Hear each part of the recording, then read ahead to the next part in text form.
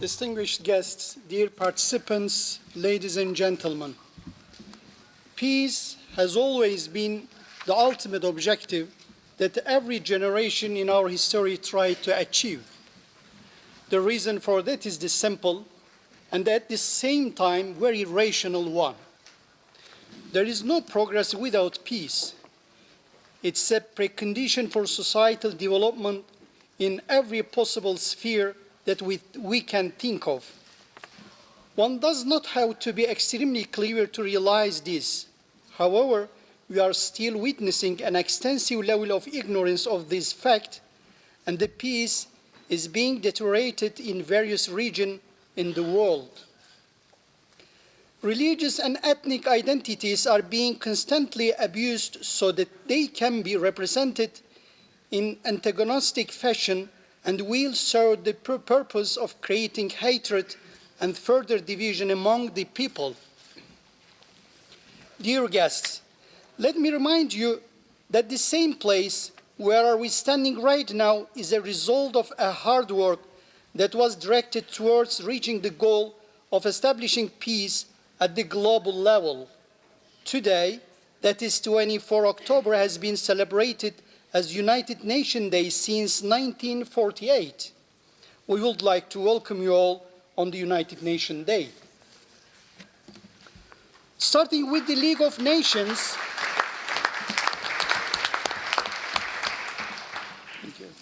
and continuing with the United Nations, many alternative ways of approaching this goal we tried.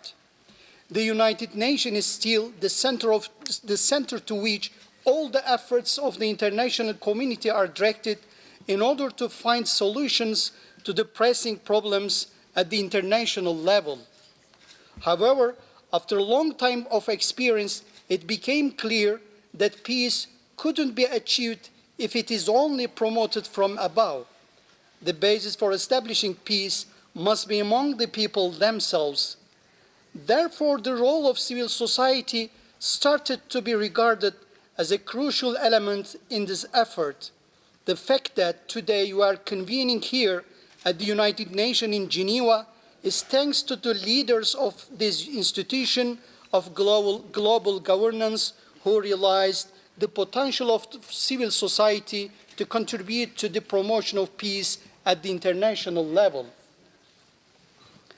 This conference is organized around 3 panels, each discussing a specific aspect of how the civil society organizations can help in creating conditions for promoting peace and stability.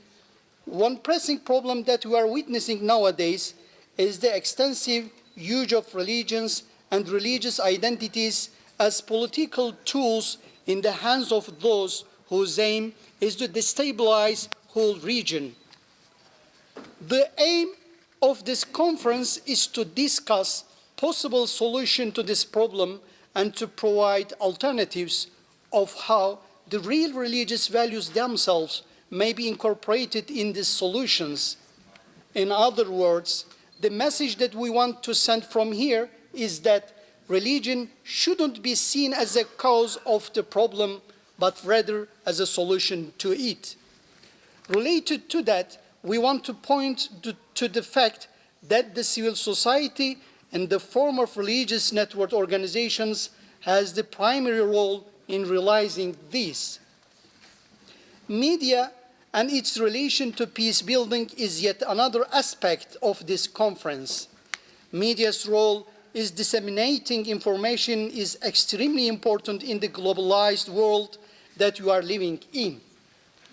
There are many instances in which the responsible usage of media's power leads to deepening of the already existing conflicts. Moreover, we are witnessing the fact that many political leaders in different regions of the world manage to abuse media and take control over it in order to provoke tensions among different groups of people with the aim of furthering their own political interests. However, the media can be used in the opposite direction as well. We have to find possible ways in which its power can be successfully used for the purpose of peace building. We think that not enough research is done on this aspect of media, and therefore we thought that one panel of this conference should be reserved for this specific topic. Finally, we have to admit the fact that sustainability of peace is essentially interrelated with the questions of building this very same peace. No building is possible without having the base to support it. Today's children are the decision makers of tomorrow. Their future way of thinking and approaching social problems depends on the type of education that they are getting today. Teaching children to appreciate cultural and religious diversities as a richness of the globalized world in which we live is an essential precondition for guaranteeing a better world for all of us. That is why education curriculums of every nation must incorporate the concept of peace education.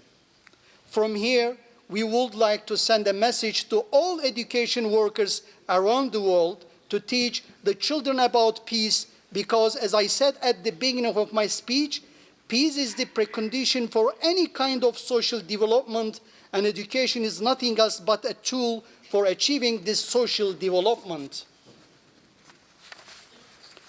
As I come to the end of my speech, I would like to express my deep gratitude on behalf of the Journalists and Writers Foundation to the guest speakers who agreed to present their opinion on this important topic, to the partners who provided moral supports without which this conference would have been realized, and to all the guests who are here and whose participations made this conference meaningful. It is my sincere wish that this conference strengthens our will to work together for peace at home and peace in the world. Thank you.